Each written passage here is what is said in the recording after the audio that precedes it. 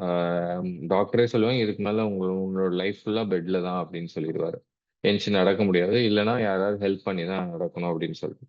அவருக்கு வந்து அவர் என்ன கண்டுபிடிச்சாரு அப்படின்னா, எல்லா விஷயத்தையும் வந்து விஷுவலைஸ் அவரு இந்த மாரி ஆக்சிடென்ட் ஆகாம இருந்தா நான் என்ன பண்ணுவேன்? காலையில எந்திச்சு பிரஷ் பண்ணுவேன், குளிப்பேன், ஆஃபீஸ்க்கு போவேன், கார் எடுத்துட்டு போவேன். அதுக்கப்புறம் அங்க ஆஃபீஸ் கொலீக்ஸோட பேசுவேன். அதுக்கப்புறம் திருப்பியும் வீட்டுக்கு வருவேன். நான் சாப்பிடுவேன், சமைப்பேன். அப்புறம் ஃபேமிலி அந்த மாரிலாம் வந்துட்டு அவரு யோசிச்சுட்டு இருந்தாரு. ஸோ அதே மாரி தான் ரொம்ப அந்த ஒரு ஆ என்ன சொல்றது? ஒரு கான்ஃபிடென்ட்டோட, ஒரு மன தைரியத்தோட, ஒரு விடாமுயற்சியோட அவர் வந்து டெய்லி இத விஷுவலைஸ் பண்ணிட்டே இருந்தாரு.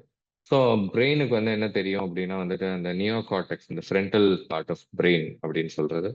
அதுக்கு வந்து அத இன்ஜெக்ட் பண்ணிட்டே இருந்தாரு அந்த விஷுவலைசேஷன். அவர் நிஜமாவே வந்துட்டு ஆ ஏந்திச்சு ஆ நடக்கிற மாரியே அவர் வந்து விஷுவலைஸ் பண்ணியிருந்தாரு.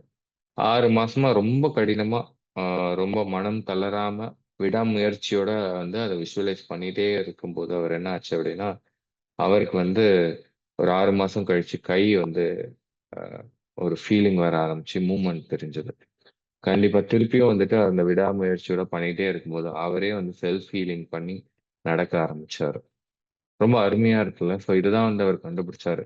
நம்ப பிரெயினுக்கு வந்து நம்ப வந்து அந்த தாட்ஸ வந்து நம்ம இன்ஜெக்ட் பண்ண, அதுதான் ரியாலிட்டி அப்படின்னு செக் பண்ணிட்டு, அத வந்து அதுக்கேத்த மாரி ஆ உங்க சூழ்நிலையும் சரி, உங்களோட ஹேபிட்ஸ், பீயிங் ஸ்டேட்டும் சரி, அதுக்கேத்த மாரி உருவெடுக்கும். அதுக்கேத்த மாரி நீங்களும் அந்த ஆட்டிட்யூட் சரி, உங்களோட வேலை ஆற்றலும் சரி, அந்த மாரி நடக்க ஆரம்பிக்கும்.